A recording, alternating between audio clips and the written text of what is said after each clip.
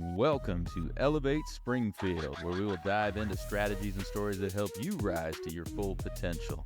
Each episode, we'll talk about how you can take intentional steps to elevate your life and your business while making a meaningful impact on those around you.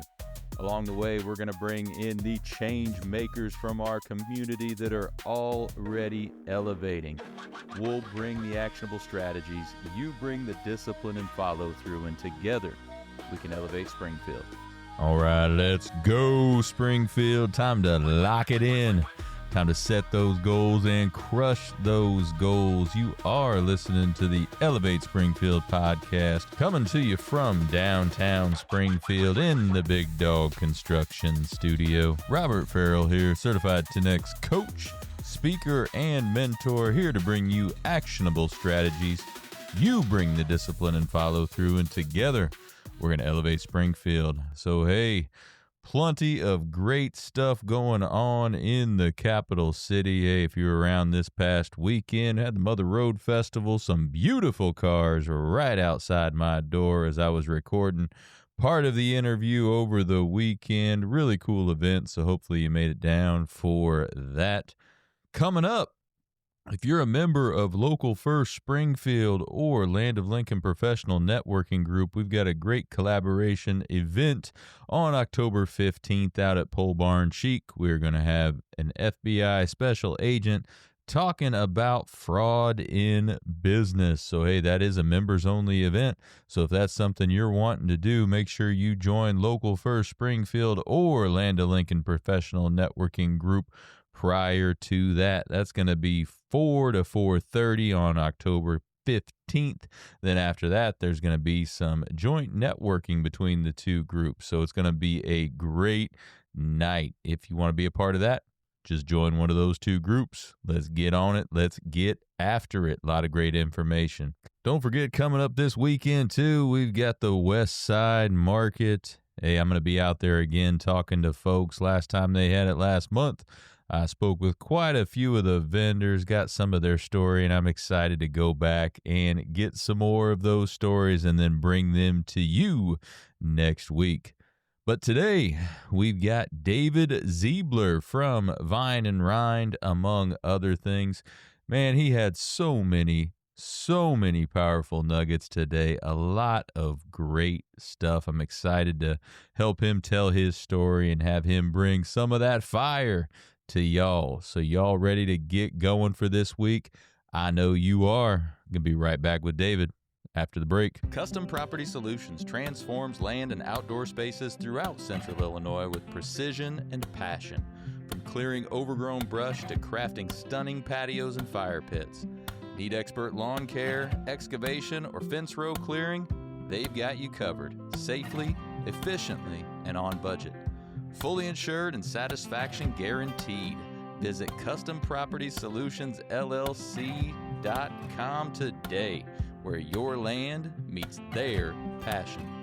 All right, and we are back. Joining me in the studio now, Mr. David Ziebler from Vine and Rind, among other things. David, how you doing today? Doing great, Robert. Thanks for having me on. I really appreciate it. Yeah, no, appreciate you coming down. We got the festival going on downstairs. You know, as people know, we're in downtown Springfield here in the Big Dog Studios, and we've got beautiful cars out on the road right now. They're gorgeous. Right? They're gorgeous. I did take a peek at one or two cars on the way in. I mean, while I was walking, but man, they're gorgeous. Right. They're absolutely beautiful cars out there. Yeah. Awesome down there. So tell us a little bit about David. We're going to talk about the business and Vine and Rind and all the stuff, but let's learn a little bit more about David.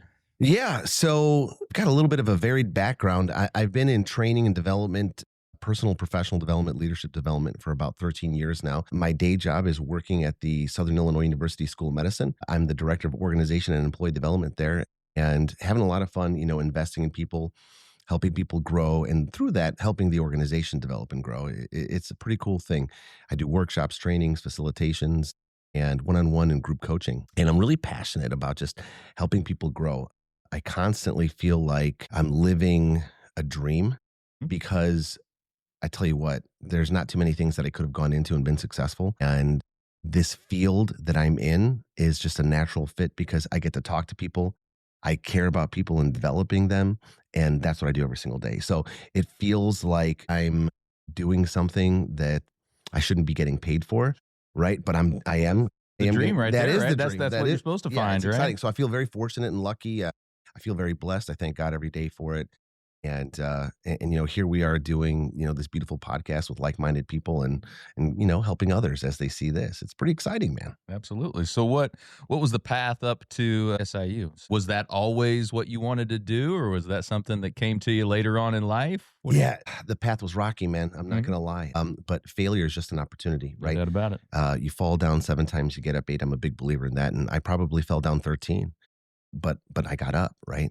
So I graduated high school in 2000. And after going to U of I for a year, the University of Illinois asked me to take a break, right? My GPA wasn't where it needed to be. Sure. I think people can pick that up Get where and you're going understand. there. Yeah, Yeah. exactly. I had a little bit too much fun. I wasn't focused. I wasn't invested in what I was doing there. I didn't have any path forward and I didn't have a destination in mind. So when that happens, you're lost, right? You just kind of exist. And I lost and I ended up going back to move in with my parents. So I'm a 19-year-old kid back living with their parents. And it was rough. It was rough. So I got back on my horse. I signed up for junior college.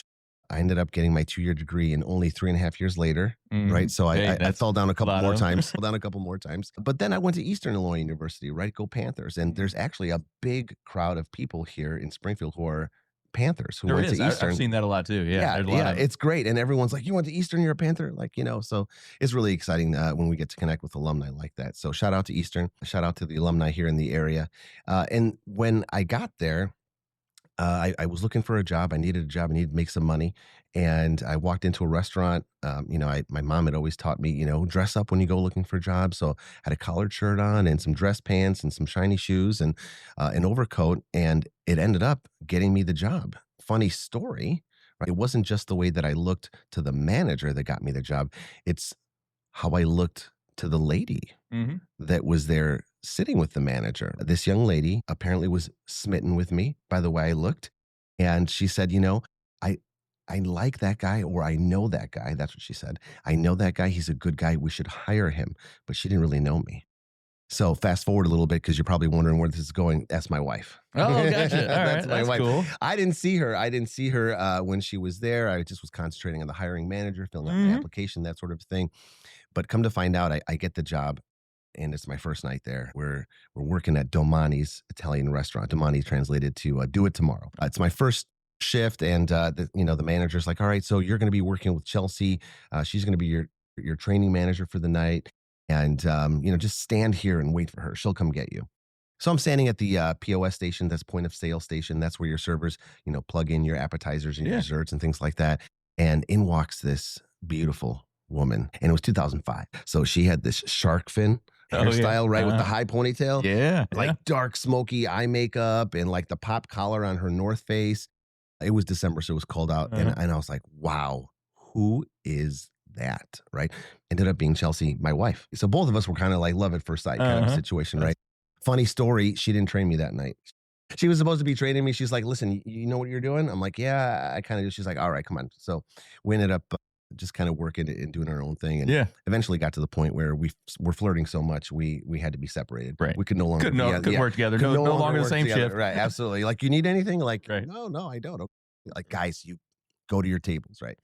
So anyway, what was cool about that all is that, she ended up majoring in hospitality management, and that was her focus. She wanted to go into restaurants. She wanted to be a restaurateur, an entrepreneur, open up her own business. And right after we graduated with our 4-year degrees, because I had still messed around when I was at Eastern, I could not get into graduate school right away. So I said, listen, I messed up, right? Thank God I met her. Otherwise, I probably would have never graduated. Right. But I did. And I said, listen, I can't get a master's degree. I can't get into a program. You should get into a master's program. So she did. And we stayed back. And for a year, she concentrated on getting her master's in consumer studies. We finished that. I got into working with adults with intellectual disabilities. And it was a great field to get into, basically just supporting us while she was going through a master's program. And that's not entirely true. She's always been like a really hard worker. Sure. So she was working at a bar. She was, being a TA. So I wasn't exactly like the main breadwinner, but we were doing it together. So she graduated, and next thing you know, it's time to get a job. She starts interviewing for jobs. And we always kind of joke, we're waiting on this guy, John St. Clair. If you're out there, buddy, no hard feelings. But John St. Clair from Darden Restaurants was supposed to call us back at the second interview to see about bringing her on for a third, so that she could be an assistant manager over at a Red Lobster in Yeah, I was going to Florida. say Darden's like the Red Lobsters absolutely, and the dude. Longhorn and things like I that, think maybe? so. Yeah. I mean, it's a group, right? Mhm. He never called. And we're like, well, what are we going to do? You're graduating in like 6 weeks. We need to bring in some income. You need to get a job. So she ended up interviewing for teaching jobs, right? And the teaching jobs that she interviewed for were in Champaign and Springfield. Lucky enough, she met a Panther here in Springfield at Lanford High School. They hit it off during the interview process. She got hired that day. There you go. Right. So people are always like, you're from Chicago. You went to Minooka Community High School. How did you end up in Springfield? Love. Yeah. Love. I wasn't going to let her move down here to the That'll big do city it. alone. Right. Uh-huh. So we moved here in August of 2009. So I was at 16 years now we've been here. Yeah. And we've just been building our life ever since. And to come full circle, how did I get into what I do?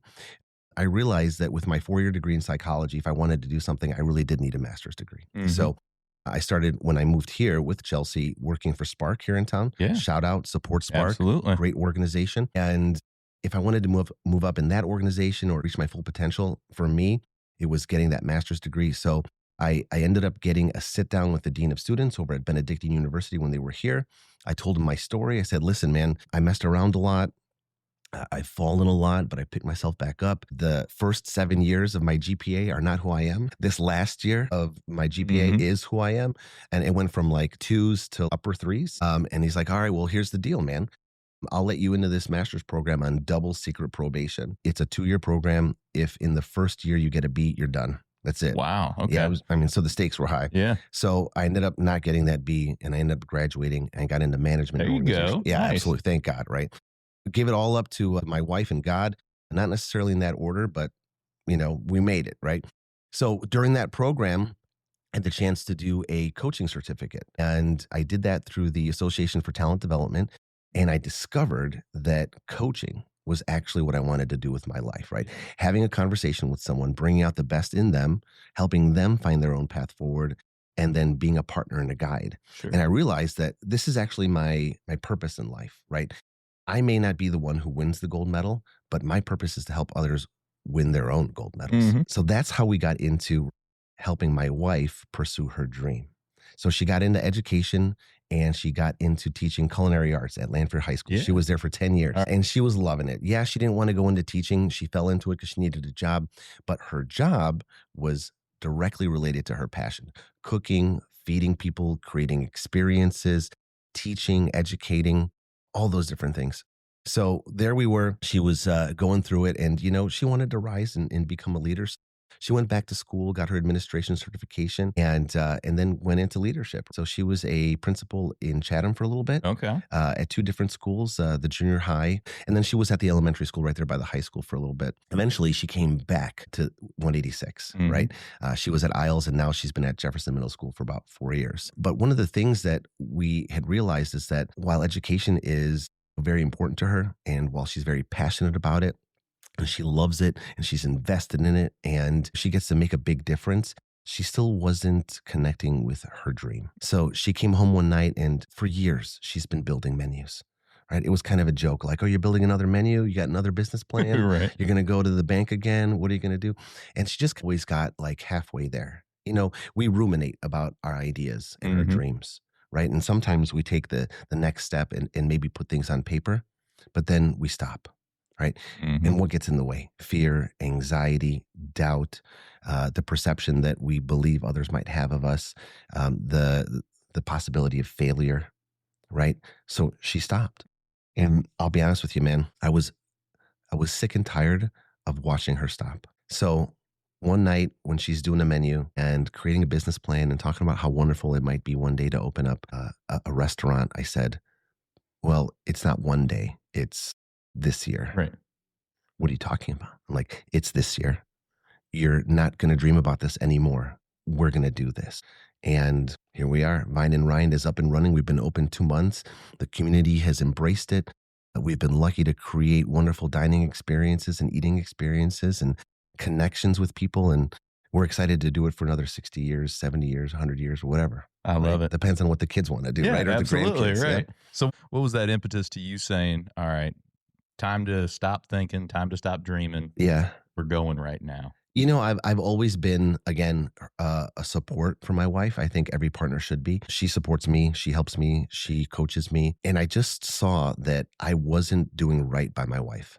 I wasn't helping her live her dream. Mhm. And that's what I do for a living. So I felt like this, number one, urge to help her get there. And number two, almost like, man, you're doing this for other people and for the one that you love most, aside from my children, right? You're not doing it for her. So Mhm. let's push and let's see where we can go with this. And let's help your wife win, right? So that was it, man. You know, I was just tired of her dreaming. And sometimes, you know, we need someone to tell us it's going to be okay. Right. And we need someone to tell us, even if it doesn't go okay, it's still going to be okay. I got you. I'm here. It's okay if we fall. We'll get back up. It's not the end of the world, right? Right. I mean, so many successful people have had failures in their businesses before they got successful. You know, let me tell Most you. do. Most, absolutely. Do you know the story of Wrigley Gum? A little bit, but tell us. Tell the audience, yeah. It's a fascinating story. So Wrigley started off selling flour, okay? They started selling flour, and what they would do to get people to buy it, and you know what goes great with flour is baking soda, right? You're making pancakes at home, right? So they would give a free box of baking soda away. So they started doing some market research, some focus groups. How's our flour? Why do you like our flour? Why do you buy our flour? The number one reason people bought their flour was for the free box of baking soda. Okay. Wow, okay. Amazing. Yeah. So they're like, all right, well, forget about flour. Let's just exclusively start selling baking soda. That's why people are buying our flour anyway. So they start selling their baking soda. They do the same thing. Market research, focus groups. Why do you like our baking soda? Why are you buying our baking soda? Because of the free pack of gum you give with it. So they got rid of the baking soda and then built their empire on gum. So it shows that you got to be flexible. You got to be able to pivot. You got to be able to fall and get up and really throw your ego aside. So I told my wife all these things and I said, let's just get it done. And here's the thing, Robert, we've been passionate about food for years. I come from a mixed background. I come from an immigrant family. My mother was Mexican. My father was German. So while people were eating standard American fare, and there's nothing wrong with it, I love it, I was eating tacos, moles, soups. I was eating quesadillas. I was eating a German style breakfast, which is not like steak and eggs.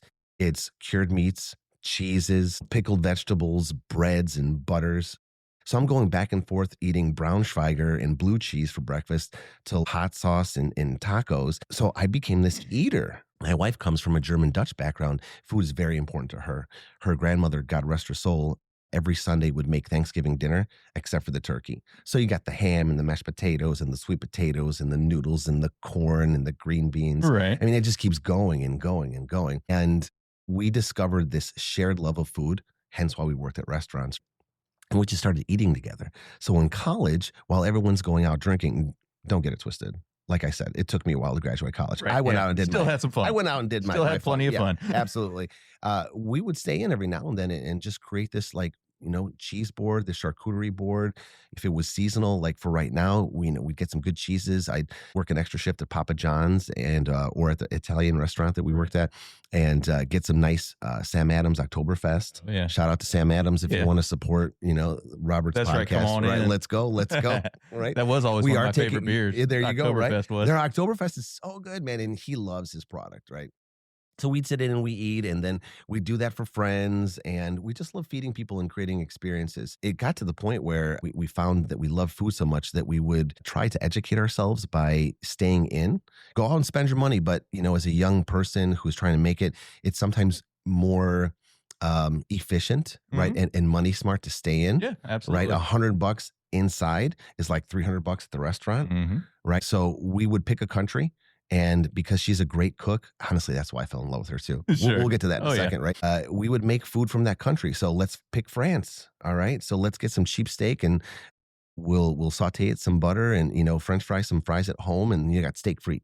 Oh, okay. Well, what about, France isn't just known for their steak frite. They're known for their beef bourguignon, right? Let's get some red wine, some Burgundy and, some cheap meat, because that's the best thing for beef bourguignon, right. Some vegetables, and let's make it with some potatoes. So we would do that, get some regional wine or beer and just have fun with it. And I remember she cooks so much that it really got to me. I remember one night she just like said, "I feel like cooking." Oh, okay. And what do you want to make? I want to make something special, but also something that's like comfort food. I said, okay, well, go for it. Do you need money? And like, yeah, I mean, like $20, $30. Okay. So I gave her $20, $30. She pitched in, of course, and she went to County Market over there in Charleston. And she came back and she starts cooking up a storm. And she put together deep fried oysters, Okay. cornbread, right? Greens, fried green tomatoes. I was like, Oh, there you what's go. going on here? We're in our 20s and we're eating this. And so I was like, well, that's impressive. And then one time, and she hates when I tell this story, I came home. We were living in Chatham, and she's cooking dinner, and she has this cast iron skillet, this huge one, deep one on the stove, and she's boiling water. And I'm like, what's going on here? Right? Like, what are you doing, babe? Are you okay? And I'm like, why are you boiling water in a cast iron skillet? And she says, that's not water. That's lard. I'm making fried chicken. And fried chicken is like one of my top That's five. your deal, Yeah, huh? All right. absolutely is. So I thought, well, this is amazing. All to say that we've been eating and trying food for years. We actually honeymooned in Spain, Nice. and we picked Spain because we wanted to do something a little bit different. Everyone was going to the Caribbean and Jamaica and Mexico, and there's nothing wrong with that. Those are beautiful locations, but we wanted to do something different. I can speak Spanish because of my Mexican background. I even minored it in college. Okay. Trying to get that GPA up Right, a little there bit. you go. Taking How that am I easy going to get route. this GPA up, dude? Right? What's funny is though I could speak it, but I was basically illiterate. Oh, okay. Yeah. So like I needed to learn how to write and read, right? But I could still speak it. So Mhm. anyway, again, needing to pad that GPA, just being creative. Entrepreneurs Hey, need to be creative. right, that's what we do as entrepreneurs. Tranches. That's right. Tranches. So we went to Spain because they specialize in cured meats and cheeses, Mhm. right? Ham, jamon, is like the number one thing that people want to eat in Spain, and they've been doing it for 400 years. Do you know about Spain and ham? I do not. It's a No. fascinating story, Okay. right? So for 400 years, Spain was actually controlled by the Moors. The Moors were these folks out of Africa, and they happened to be of the Muslim faith. So being that they're Muslim, they did not eat pork, and they do not eat pork. So once the Moors left Spain, the Spanish, the first thing that they did was like, well, we're going to eat pork. We're gonna eat some pork. We're going to eat Let's some pork, dude. And not only are we going to eat pork, we're going to become the best at it. Right? So you have what's called table ham. And that's jamon serrano, right? And this is a piece of meat that's cured, just like a Tennessee ham is here in the United States. And it's on the table 24/7. Every single meal, breakfast, lunch, dinner, for snacks, you have jamon on the table. And right for me, right away, right? My dad would bring home a Tennessee ham and we'd just, watch football on Sundays and just, take a little knife and just eat it right Oh, yeah, there. yeah. Oh my God. So for me, going to Spain was about eating all that cured meat. And then from the jamon serrano, you go to the jamon iberico.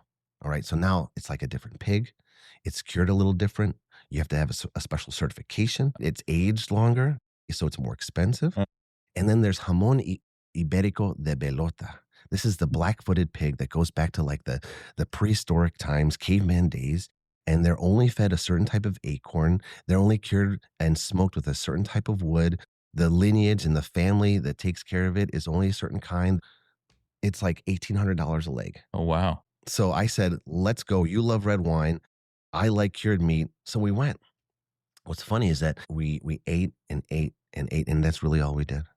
That's all we did. We just ate and drank. They're serious about their ham. Oh, man. Now. They're serious about their ham. I mean, there's entire stores where it's just legs of ham hanging all over the place.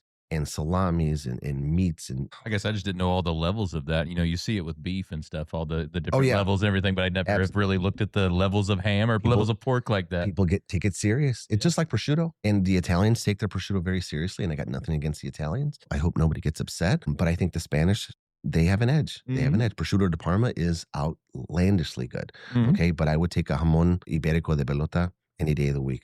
I love it to an extreme level. I think of Anthony Bourdain and his love for pork, as he called it, the noble animal. And I remember an episode of No Reservations where he took the fat of this slice of jamon iberico de Belota, and he just rubbed it on his lips like chapstick. And I've done it many times, and it's outstanding. I mean, You taste the acorns, and you taste the smoke, and man, I'm getting goosebumps. I want some of that right now. This is why we opened a charcuterie. Yeah, that's what I was gonna say. How does that fit in with your menu right now? I'd Yeah. imagine all that knowledge of all that goes into your menu. So we pour ourselves, our experiences, our love of food, our knowledge of food into the menu and into the experiences that our customers have. Right? So we try to source the best cheeses. We try to source the best meats, because we know the experience that you can have on a Thursday night with a friend when you're enjoying a nice glass of wine, 2 or 3, right? And a good piece of cheese and a good piece of meat, right? And not only do we serve good cheeses and meats, we serve meatballs that are outlandishly good. We serve a mushroom rigatoni that is something that's going to knock your socks off. We've got bruschettas that are, non-traditional, roasted black grape with drizzled honey and basil on top of a garlic whipped feta. It's smooth, it's crunchy, it's salty, it's sweet. Roasted black grapes. And dude, I I don't know that couldn't I've ever believe had roasted black grapes. I on don't think me. I have. Let's go. That's awesome. You had me Okay. on. Yeah, first one's on me. All buddy. right. Yeah. It is so good. And we take this love of food and we pour it into our employees and our restaurant, and by proxy, our customers. Mm-hmm. And I think, one of your questions was, as we were leading up to this, is like, how do you elevate? How do you professionally develop? How do you grow your business? What's a good business strategy? And here's where I'm going to bring it full circle, right? Mhm. Invest in your people to the nth degree. Mhm. Take care of them, teach them, educate them, pour yourself into them, have clearly defined values and a mission, and share it with them. Have it permeate everything that you do. It's not just a document that you create and give them on their first day. Have them sign it, train on it for a day or two, and then forget about it, right? Right. It's something that you visit on a daily basis, sometimes multiple times per shift Mhm. at the restaurant, right? Are we taking care of people? Are we saying hi? Are you asking if there's, anything that they need? Are we anticipating needs, right? In business, if you anticipate people's needs and you get there before they even know they need it, right? Yep. You've already won. Look at what Robert's doing for us. Holy cow. Is he a mind reader? Yeah. Yeah, I do want that. Thanks, buddy. And they'll work with you that time, and I guarantee you they're going to work with you again.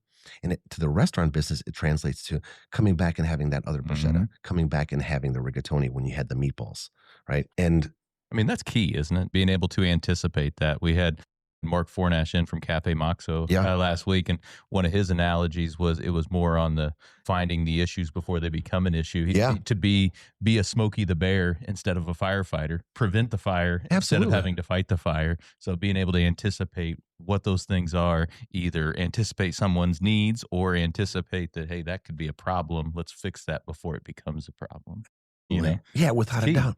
So before I met my wife, I worked at TGI Fridays, and this was the post-flare era, right? So I didn't have the buttons or anything Sure. like that. Thank God I didn't. It's a great pictures to have. Yeah, of you without a with the doubt, flare, without yeah. a doubt. Yeah, talk about blackmail material. Right. Didn't realize, but we are exactly the same age. I graduated in high school in 2000 You as did? well. Yeah. So, Let's go. we're exactly Let's the same go, age. the millennium class. That's right. That's awesome. My 2.5 years there as a server and a bartender taught me one thing, that you have to have structure, you have to have clarity with your employees, and you have to have all of that with your tables that you're serving. And you have to anticipate those needs. So I learned very quickly, because it's turn 'em and burn 'em in corporate restaurants. We want you to get in, we want you to have a good time, and we're not corporate. I'm speaking the proverbial we, right? Sure. And they need you to get out. Okay. So what do we do in order to ease the experience so it doesn't feel rushed, was my question. What do I need to do to have it still be within this time frame that my boss is going to be okay, but they're going to feel like they're taken care of, and it Right. wasn't like, okay, thank you, Get in, wham, bam, thanks, have a great see you later, right? As I would go to the table, I would greet, hi, how you doing, everybody? I'm David. I'll be taking care of you tonight. Just to let you know, our margaritas are half price. Mozzarella sticks are going to be $1 a piece. They're delicious. I recommend the Jack Daniel's chicken. And while I'm doing that, I'm putting down the straws. I'm putting down the water. I'm Mhm. putting down the lemons on the side. I'm putting down the extra napkins. Because what do you need? You need your water. You Mhm. need your straws. You need extra napkins. And if you want lemon, you have it. If you Right. don't want lemon, I didn't put it on your glass for you. Right. It's Exactly. right It's there if you want it. Yeah. There you go. Right? You know the specials. You know my name. You know I'm going to be taking care of you, and I've already greeted you. You feel comfortable. There's less anxiety. I hate that at a restaurant, right? Mhm. When you're sitting there and you're like, oh man, I don't want to bother anybody, but man, I need another lemon. I need another drink. I need another napkin. Where's my salad? Mm-hmm. So we took these experiences and we roll them into Vine and Rind. And we teach that to our employees because at the end of the day, when someone walks out and they say, I not only had a great meal, I had a great experience. So and so was so nice, so kind, so accommodating, so attentive, right? I never wanted for anything. And believe it or not, it makes the business service that you offer, in this case, food, much more palatable and much more delicious. Yeah, absolutely. It's a much more powerful experience for the customer if you can have that side of it too. Without a doubt. The food can be great and all that, but if you don't have the service side, people aren't going to come back. But if you have the service side, they're with you 100% all the time. We talk about differentiators in business because there's a lot of people that do what we do. And we try to create the customer service experience to differentiate ourselves. Because even a little bit before COVID, but especially after COVID, I feel like customer service has been falling off a little bit. Absolutely.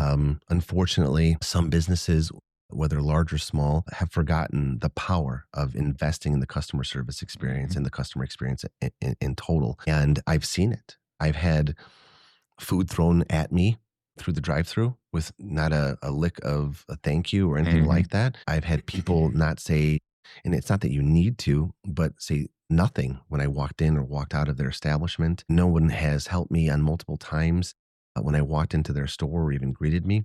And these are small, simple things that are powerful, that create a warm, welcoming environment that makes you want to go or go back or stay. And I tell you what, if you do make a mistake, if the entree comes out before the salad, right? If you've been kind, if you've been creating the customer experience, if you've been anticipating needs up until that moment, grace and forgiveness, No doubt about it. much more easily gifted. No doubt about it. So walk us through the client experience. I come in tonight. Hey, Yes. David, how we doing? I walk through the door. Walk us through the client experience for that night. First thing that should happen is you should be greeted. Just like I said, hello, hi, welcome to Vine and Rind. How are you? Good, good, good. Wanting to get something to eat tonight. Excellent. Fantastic. Thank you for coming in. Do you have a reservation?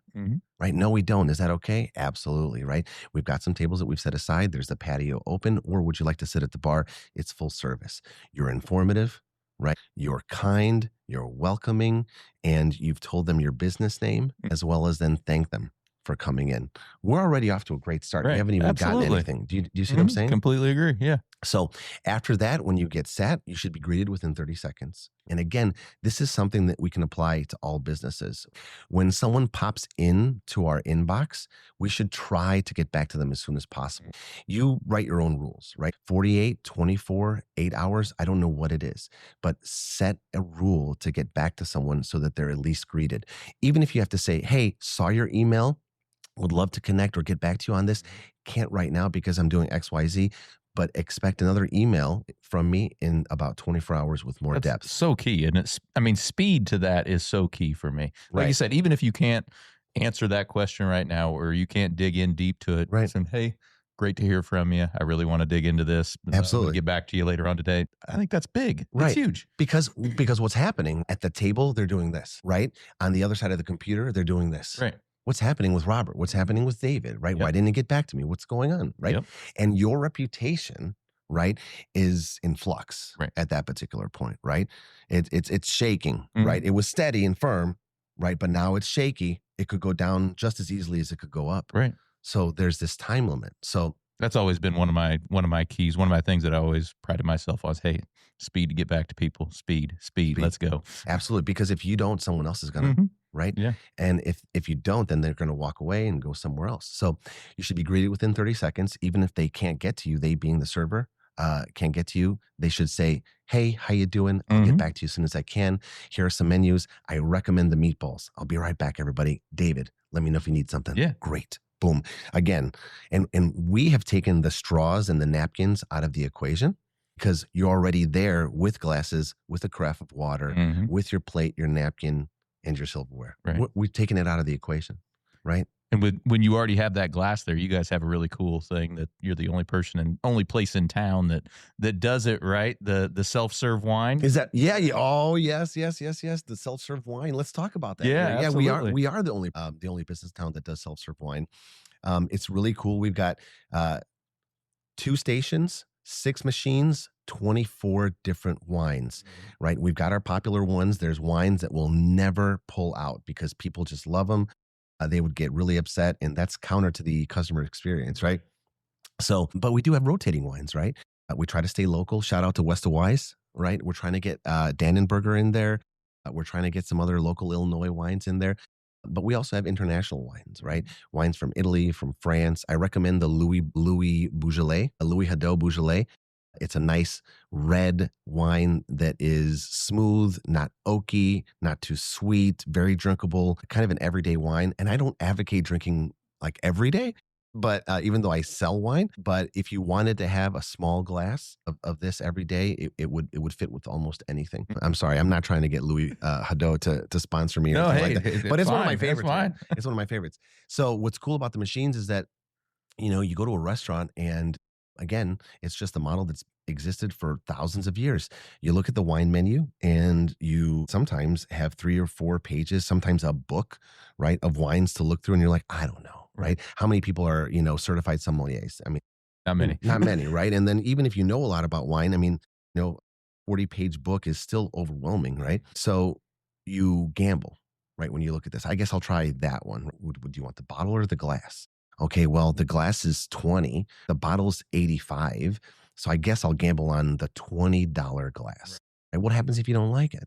Then you got to go through this rigmarole like, I don't like it. And could I get something else? And then they might say yes, they might say no. Then you got to wait. And now you've already got the appetizer. And, maybe they get held up. The appetizer's already done or halfway through. You don't have your glass of wine yet. Your husband or wife who's ordered a beer is already on their second. And you're like, dang, I want to catch a buzz too, right? I want to have a nice Friday night or whatever, right? So we, with the 1 ounce, 3 ounce, and 6 ounce pour option, we offer our clients and our customers an opportunity to try something before they commit to the $20, to $15, to the $37. We are one of the only places in Illinois, I believe, and how's this? I'll say between Chicago and St. Louis, right? Yeah. That offers expensive wines like Camus 50th anniversary. It's a Cabernet Sauvignon, or Justin Isosceles, which is a Cabernet Sauvignon by the glass. Okay. These are expensive bottles of wine. And if you get them at a restaurant, you have to open the bottle. You have to buy the bottle. And that might be $100, $115, $125 add to your check. Listen, I'm a business owner, but I am not wealthy. All right. If I'm looking to, not yet, right? You got to think positive. Exactly. Growth That's right. mindset. Not yet. Growth mindset. That's right. To be one day, right? And even if I was, I don't know if I'd throw down on $125 a bottle. I mean, I often think my son's like, "Are you going to get a supercar one day, Dad?" I'm like, I don't know, man. The amount of money that I would have to get to right. The amount of money you'd have to have in store to be able to spend that kind of money on. I don't know, man. I don't know, man. I might lease it, right, or maybe rent it on vacation. Take a picture and just be like, I did it. But but I don't know. Getting a nice bottle of wine has its own benefits, and my wife might be like mad at me for saying like, don't discourage people from buying bottles of wine. I'm like, but the point is that we allow folks, we give people the opportunity to try this wine that they might not get a chance to without spending $125. Absolutely. And that's exciting. It is. It is. And I often tell people 24 wines, if you tried the 1 ounce pour, it's still under a bottle. So get some meatballs and some rigatoni and a couple bruschettas, stay for an hour and a half. And, if you're 200-pound male, you can probably drive. Right. I mean, check your blood alcohol levels, ladies and gentlemen, right? Let's be legal. Let's be safe, right? But, you can try almost all the wines and still be all right? Well, and like you said, when you were younger and didn't want to spend as much eating out, somebody younger could go in, hey, I really want to try this, whereas I'm not going to be able to, I don't have the funds to spend $125 a bottle, but I can do this. You can do that. Absolutely. And we do try to put a lot of wines that are not only different, but that are across everyone's budget, because we want people to have a great time no matter where you're from, no matter what your budget is. And there's plenty of wine. So for example, I mentioned 2 very expensive Cabernets. We also have a Han Cabernet Sauvignon, and that is very approachable, $14, $15 per glass for the full 6 ounces, right? And it's delicious. And here's the thing. If you're getting into wine and you're like, man, how can this be expensive? Here's how it goes. It's about supply and demand, and it's about the size of the vineyard, the brand, how long they've been around, and to be fair, if something's gone wrong or if it's a special edition. So some wines that are good might be more expensive by the bottle because 2 trucks fell over And so Sure. there's a limited supply. Or because Kanye West said the wine was really good and now it's popular, Mhm. or Grant Cardone, right? Sure, Shout out to absolutely, 10X, yeah. right? I could go on a podcast with you, Grant. And we both would, right? Yeah, I'd be all over that. Let's go. Let's get do it, right? Because Grant said, this wine is delicious. So there you go. But here's the thing. My tip is if you like a wine and it's delicious to you, no matter what the price is, drink it. Mhm. Enjoy it. If you like red wine and you want to eat it with fish, drink it. If you like white wine and you like it and it's sweet and people are making fun of you and you want to have it with a burger, who cares? Do it. Drink it. Have Mhm. fun. Who cares? And that's what we want to do. And that's what we want to do with our machines, right? We wanted people to get a chance to try new things, to get educated through tasting. And what's cool about the machines also is that you can really nerd out. Most of the time, there's the wine that you can select, either the 1, 3, or 6 ounce pour. There's a nice picture of it on the machine.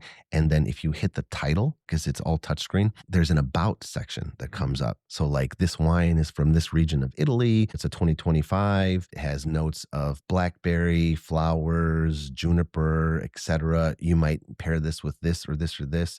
It's nice. You can really nerd out, Yeah, right? love So you it. go there. So if you end up coming 4 or 5 or 6 times and, you work the machines, we can really get a nice little education on wine, tasting things, adding, vernacular and vocabulary and information to your mindset, and going out there and talking to people. So speaking of the machines, just because I haven't been in there yet, on the business side, logistically, how do they work? Does everybody have like a little card that they go up just so they know who is who when they're getting their pours? How does it work? So one of the things that our servers will do is give them what we call our spiel. Again, employee training. So hello, how are you? I'm David. I'll be taking care of you tonight. Is this your first time? Oh, it is fantastic. Well, let me tell you a little bit about us. We're a wine and cheese restaurant. We also have wonderful entrees. We're creating the customer experience. We want people to be able to share food. Our wines are available by the bottle, but we have these machines. Let me tell you how they work, right? So what we'll do is we'll tell them how it works, just like I did. And we'll ask them for a credit or a debit card. Mhm. The credit or debit card gets taken to a little machine. We, put it on this thing and that thing, tie it to a key card, give you your debit or credit card back. And then you take this key card and you shove it into the upper right corner, right? There's a nice little slot in there. You put it in there and then boom, you're off to the races. Gotcha. As long as All you right. got money in the bank, right? Yeah, you're good to go. Or limit on your credit, you're ready to go. You can Right. have as much as you want, right? Legally speaking. Sure. Right? We don't want to get people too intoxicated. But they can have a good time. And right from there, you just put your card in, pour, and you're off to the races. You take it out, go back to your table, and you're set. And what's great and fun about that is that you are able to try as much as you like. You don't have to wait on anybody. Mhm. And again, you don't have to commit to the full glass unless you actually like it and you've tried it. No doubt about it. Awesome. I'm looking forward to coming by. Options, man. Yeah, there you come on, go. I'll take care of you. Right. From SIU and from Vine and Rind, some of the things you mentioned earlier can apply to any industry. So Without a talk doubt. to us, kind of compare how you utilize some of those strategies in your role at SIU and how they're either the same or different in your role at Vine and Rind. Yeah. So here's the thing. We had twins in 2015 and they're expensive. Diapers and formula ×2 right out of the gates. Wow, it was rough. So my wife, being the entrepreneur and the business person that she is, she said, you need to get a second job and you need to do what you're doing in your day job for yourself. Yeah. So I've been coaching and consulting and developing employees and organizations for the School of Medicine since 2012. Mm-hmm. And for myself since 2016. Okay. Right? So I still do that. So Vine and Rind is my third job. Yeah, right. I completely understand that. You know what I'm in I'm the saying? same boat. Absolutely. Hey, hustlers got to hustle. That's right. We That's got to right. get after it, right? So what do I bring to Vine and Rind, in terms of my experience, is truly simple. The ability to teach and help people grow themselves is my skill set. I am an expert in certain things, but I believe that you, Robert, are an expert in you, right? There's no way that I could tell you, even though I do a little bit of this and a little bit of that, how to run your business better than you can tell you how to run your business, right? And I can't motivate you as good as you can. So the coaching approach that I bring from my business to Vine and Rind is what I utilize to help people learn how to take a table, learn how to cook this new dish, have the right growth mindset, discover what they need to do in order to be able to do their job better. I talk people off the ledge or help them talk themselves off the ledge. I just got double sad. They're asking for chocolate milk. We don't have chocolate milk. That's the number one curveball for servers. the servers that are out there listening right now. Hi, yes, do you have chocolate milk? Chocolate milk. We've got 3 kids. Would you Right. like a chocolate milk? Yes, I would. You got it. You got. I'll be Getcha. right back with it. I'll be right. Right. Yeah, absolutely. And it's not that we don't want to give you the chocolate milk. It's not that we don't want your child to be happy, and we don't have chocolate milk at Vine and Rind. Just to say, it's that what's going to happen is it's going to take an extra 2 minutes, right? Times 3, and then if I'm double sat and I'm in the weeds and I haven't got the salads out yet, or people are waiting on their bottle of wine to get uncorked, it can be difficult. No doubt about it. It can be difficult, right? No doubt about it. What I do is I help people work through that, prioritize their time, stay positive, figure that for themselves out what they need to do in order to survive and thrive, and then continue to invest. It's a lot of fun, man. So how do you find the right people at Vine and Rind? The people that have that servant's heart. Yes. So number one, best advice that I can give anybody who's looking to hire is, being that I'm an educator, being that my wife is an educator, being that we're coaches, we feel for the most part that people can learn almost anything. People have a deep capacity to learn. People have a desire to perform. I think it's inherent, right? We all want to be great. So if that's true, you have to hire for personality. You have to hire the person who's optimistic, who is a people person, who fits your values and the style in which you want your business to be presented, right? So a person who carries themselves well, who is kind, who is forgiving, who's people-centered, let's face it, who's talkative. For that type of role, absolutely. And in general, you want to be sure that you invest in hiring people for their personality. When you do that, you can teach them. You can elevate them. Oh, yeah. You can grow teach them the script they're supposed to talk to customers with. You could teach them how to run the machines and all this stuff. No big deal. Yeah, no big deal. You can teach tasks. Yes. Hire on that personality, hire on that work ethic. So. That work that goes into altering a person's personality, mindset can be done, but it takes a lot longer. So we hire for personality. We hire for a person's ability to connect and to be kind and personable. And when we do that, we get really lucky, and we've gotten really lucky with our employees. We have a great staff. Shout out to the Vine and Rind staff. They're all wonderful. I don't want to name any names because I don't want to leave anybody out. That. They're all wonderful. They're all doing the best that they can do. They're all working hard. They all are elevating themselves in our business, and we're very appreciative to them. And that's the other thing. If you can treat your employees well, treat them well. And just because you treat them well doesn't mean that that's the only thing that you can do for them, right? Money is great, right? But understanding, compassion, connection, conversation, that's also very important. And that's what I teach in a lot of the work that I do when it comes to consulting, right? Businesses often forget that there's a human component to business, right? It's not just about numbers, profit margins, quarters. It's not just about data. The people behind it matter the most, right? So if you're investing in your leaders, if you're investing in your employees in a way that helps them understand that they are being rewarded and recognized for the work that they're doing, they're made to feel that they are appreciated and that their work is important, they're engaged, they get a choice, right, in the work that they do, they're going to be much more engaged, much more energized, much more ready to go. We often and will always go to our employees and ask, what do you think about this menu item? Right? We come in, we host training nights where people taste, when it's legal, not only our wines, but our menu items. We're doing this in the next 2 weeks. What do you think? What does it need? Yeah. What's your opinion? How should we go about this? How does the drink menu look? How does the appetizer or shareables menu look? Right? What else do you think we need? Do you have any feedback? Are we doing everything that we need to be doing? Because here's the thing, while we have experience in the restaurant field and in various different other disciplines, this is our first restaurant. We're not career restaurateurs. We're not franchise owners. We're not franchisees. So the people that we have working for us and the people who dine with us are great sources of information. And my wife and I have put our egos on the shelf and just committed to learning and receiving feedback for the benefit of not only our employees and our business, but for our customers. No doubt about it. You got to be able to respond and be reactive. Otherwise, if you're just like, well, this is the way I do it and this is the way it's done and this is the way I want to do it, it's my business and I finally have my own business and I'm my own boss and I don't need to listen to anybody, especially my employees or these customers. This is the way it is. The meatballs come out the way the meatballs come out. I mean, good luck to you. Yeah, not going to work. I wish you the best. Not going to work. I really do, but it's not going to work, man. No. So we've altered recipes that we thought were on point several times. Yeah. The restaurant that we were in July is not the restaurant that we are now. Mhm. The restaurant that we are now will not be the restaurant that we are in February. No doubt We're about going to it. evolve. We're going to grow. We're going to change things. We're going to rotate our wines and our machines. Our menu items are going to be consistently different. Our cocktails, our mocktails. It's outstanding. And that's another That was thing. going to be my next question. What's on tap for the months ahead? But it sounds like that's it. There you go. Yeah. Awesome. So we talked a lot of business. Let's go Yeah. personal a little bit. What are some Oh, ways you here we go, elevate man. your life personally right now? Yeah, ways I elevate my life personally right now. Well, listen, number one, you got to have an inner circle of people that support you. My wife and I, we've supported each other through thick and thin, through starting businesses, through having children, through changing careers and changing locations where we lived and all those different things. So if I could say, how do I elevate my personal and professional life?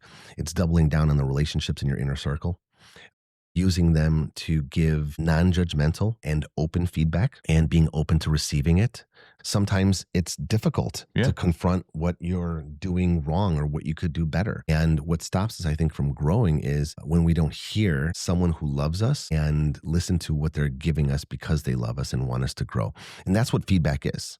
If you want to take something away from today, feedback is information that someone gives you because they love you and want you to be better. Feedback is information that you need in order to win and grow. If you look at it as anything else, there's some work that you need to do, right? Because you are not seeing it for what it is. And that in and of itself is yourself giving yourself feedback. It's not that you're broken, but if you're needing to do so much work that you can't take feedback, right? There's so much opportunity to do that and then grow, because imagine what you can do. If you can get over your ego and listen to someone who cares and loves you, give you information that you need in order to win. You can win more.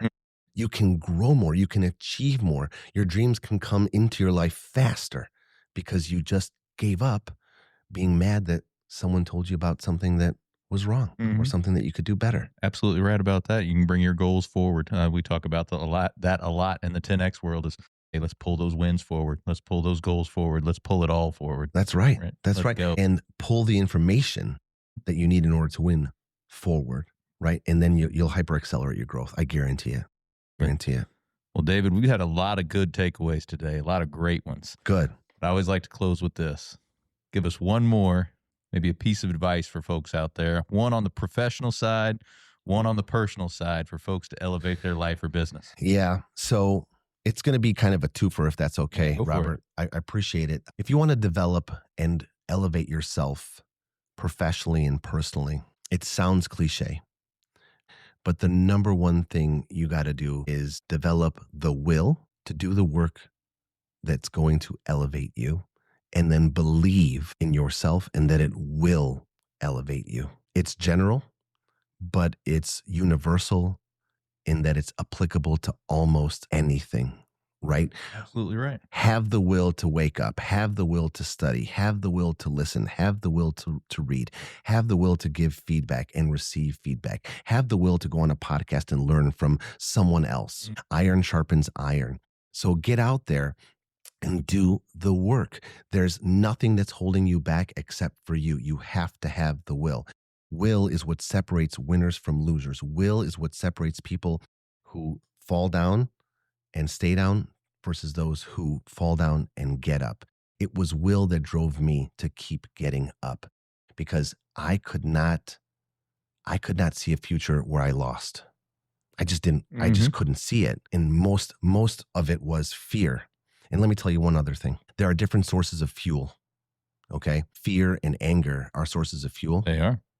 They're not clean or as clean as other sources, but they can be used. They certainly can. So after I flunked out of U of I was at a party doing the same thing that got me into the situation. And I was outside hanging out with a friend. Person I thought was a friend. And that's why it's important to define your inner circle and keep them good and make sure that they're the right people who want to lift you up. This person who I thought was my friend said to me, "Hey, Dave, listen, I want to thank you." "Oh yeah, well, what do you want to thank me for?" "I want to thank you for winning me $20. "Okay, well, what happened? How did I win you $20? "Well, me and a couple of the guys, we took bets on whether or not you would flunk out. And, you did, and you won me $20. Yeah. Yeah. It's been 25 years. I'm over it. but I'm not But over not it. quite over it. Yeah. Right. No, I get that. In a sense that I use that every single day. Oh, I want you $20. Right. Okay. Well, I'll show you. And I tell you what, the next time I see them, I'm going to give them 100 because it was that statement that pushed me through so many times when I wanted to stay down. And I heard, you won me $20. Looks like I'm getting back up. Yeah. Looks like I'm getting back up because I'm not winning anybody else any more money. And if anyone's going to win, it's going to be me. It'll be me. It's going to be me. Absolutely. So I'm going to give that person $100 and I'm going to thank them for the help that they gave me, even though they were trying to hurt me. Right. They were. But wow. It's an amazing story. And is there anything we can do community-wide to help elevate all of us here in Springfield and surrounding communities? Yes. Invest in each other. Mm-hmm. Invest in each other. Invest in the community that you live in. And it looks different for a lot of people. Sometimes it's time. Sometimes it's doing this, sharing of each other. Sometimes it's money. Sometimes it's joining organizations like Local First. Shout out. We got to get our paperwork done. Hey, let's do it. Let's do it. Sometimes it's just, building a business or an organization, but invest in each other in one way or another. And you know what? If you can only do one thing one time, it's absolutely better than doing nothing. And you don't know what you can do until you discover it. So for example, every now and then I'll just call up a local nonprofit and I'll just tell them, hey, how you doing? I know this is going to sound like a sales call. I'm not trying to sell you anything. I'm not trying to give you anything away for free so that I can get you on the hook later for more business. Right. I want to share with you some information that I have that I think is going to help your employees and grow them. My gift is knowledge and my gift is training and coaching. So I'll just give someone like a local nonprofit free training for their employees because I can't give more than an hour or two. But I give. If you want to elevate your community, find a way to give. And it's not always money. It's not always money. It's your time, it's your expertise, it's your knowledge, it's an ear, it's a conversation sometimes, right? There's something that you can do. Do that. Love it. Well, David, tell everyone where they can find Vine and Rind and all the places they can get a hold of you. Yeah, no problem. So we are located right behind Home Plate, right behind Papo's Cafe, and across the street, right in this little strip mall from La Peep and Findley's. It's this trifecta, right? So it's right off Ginger Creek on the west side of Springfield. We're open Tuesdays through Saturday. Tuesdays, Wednesdays, and Thursdays, we're open 4:30 to 9. Fridays, we're open 4:30 to 10. And Saturdays, we got a nice patio. It's a beautiful day. We're open from 2 p.m. to 10 p.m. Love it. So you can find us there. We're going to serve great food. We're going to serve great wine. Our menu is going to be rotating. Our employees are going to be welcoming and kind and thankful you're there. We're going to be thankful you're there. And we're investing in the community by opening the business and creating these experiences. We want to do something special for folks. And that's what we're bringing to you. And that's where we're at. That's where we're located. Love it. Physically, looking forward, mentally. Yeah. Looking forward to seeing the future of Vine and Rind. Yeah, that's Thanks, awesome man. stuff. And David, appreciate you braving the Mother Road Festival to come down and see me today. No, it's my pleasure. It's my honor. Again, I'm happy to invest in you. And I think you're doing a wonderful job. It's a high quality podcast. You're putting a lot of great information out there. And you know what, Robert, if I can tell you something, never downplay what you're doing. Keep going. Okay. No matter what, the average podcast quits after 23 episodes, right? Like 90+%. Mm-hmm. So if you make it past 23, I think you're almost there, right? Well, you're actually, I believe, number 42. Look at you. Let's go. You're in the top 1%. Let's go. Let's go. I love it, man. Keep going no matter what. Just keep having fun. Keep supporting yourself and each other. And I'm happy to be here to help you. Appreciate the support, David. And I will be keeping going. Let's go, man. Let's go. Let's get it. All right. Well, we're going to let David get back to elevating Springfield. But for the rest of y'all, we'll be right back. Looking for personalized insurance with hometown care? David Hilst, American Family Insurance Agent, is here to help you protect what matters most: your family, your home, and your dreams. Whether it's auto, home, life, business, David and his team are proud to serve the Springfield community with trusted advice and reliable coverage. Local service, real relationships, peace of mind. Call today or stop by their office. They can build your dream protection plan together. Call 217-726-6343. All right, how about David? Phenomenal stuff, right? So many nuggets for you guys to take home, so many things for you to learn from. We talked a lot about Vine and Rind, but so many of the other things we discussed as it relates to Vine and Rind can be implemented into any industry, into any company.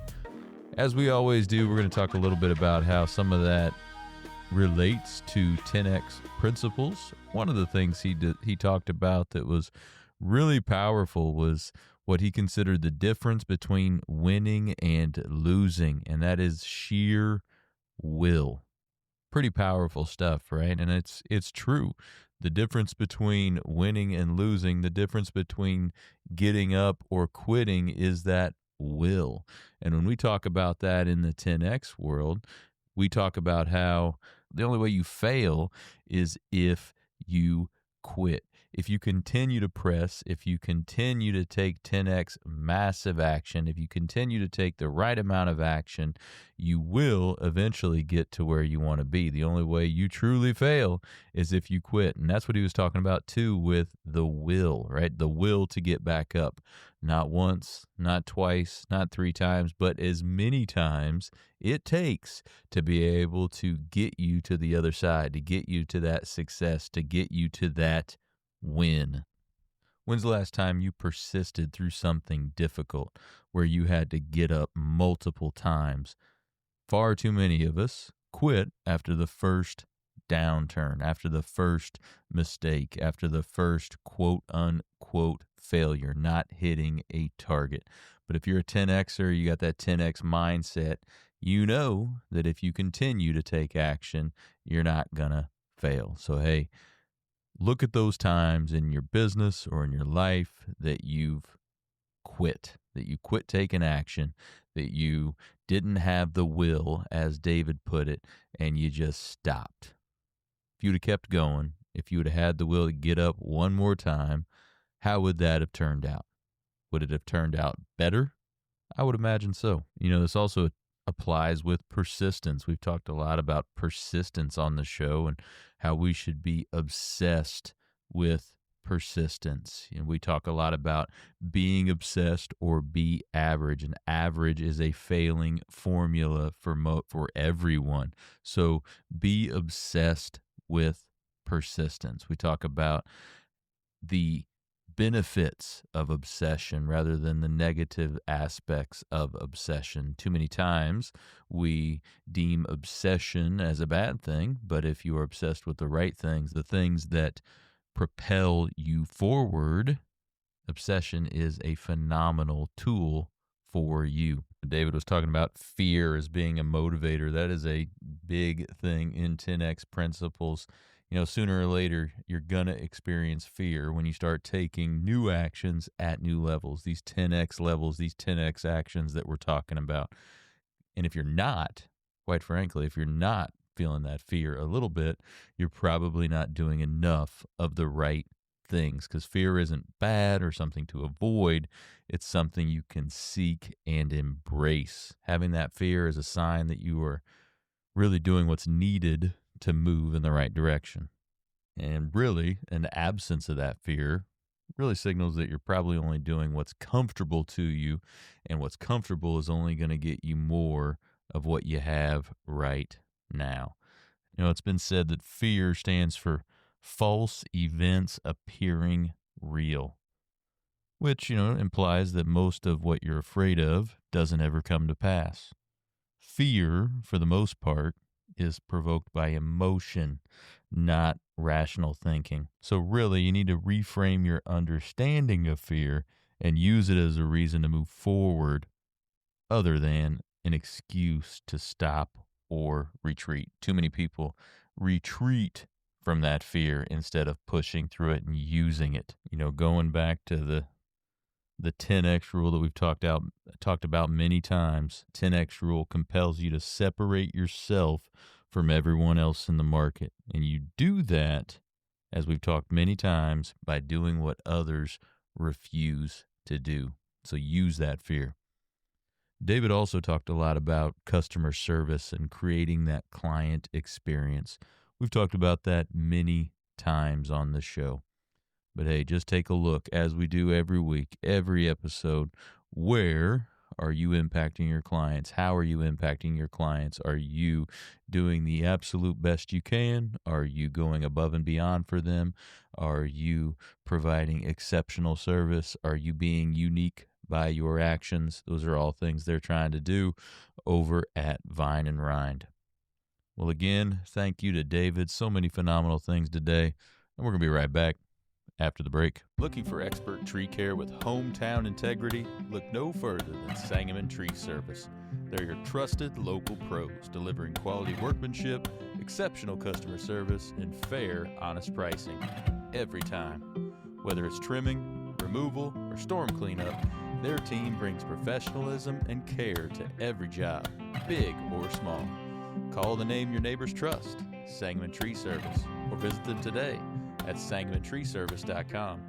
Sangamon Tree Service, rooted in quality, built on trust. Well, thank you for joining us today, everybody. Appreciate you making us a part of your day. Hey, when you're out scrolling on social, hey, check out my personal pages at Robert Farrell, and then check out the Elevate Springfield pages as well. Give us a like or a follow. We would certainly appreciate it. Head over to YouTube. Check out all the clips we have posted there. Everything in one convenient location for you from the show. That's at Robert Farrell. And while you're there, give us a subscribe. We would certainly appreciate that as well. Thank you to David for spending some time with us today. So many great nuggets for y'all to learn from. But hey, take what you learned today. You bring the discipline and follow through, and together, that's right, y'all, we're going to elevate Springfield. Big dog, if you're doing some remodeling or redesign and build, come and see our showroom. No one does it like we will. Call Big Dog, Big Dog. Let us do it once, and then you're gonna see you'll wanna be a part of the Big Dog family. Call Big Dog, Big Dog. If you want the job done and you want it done right, call 8332 Big Dog. Your local Window Depot USA.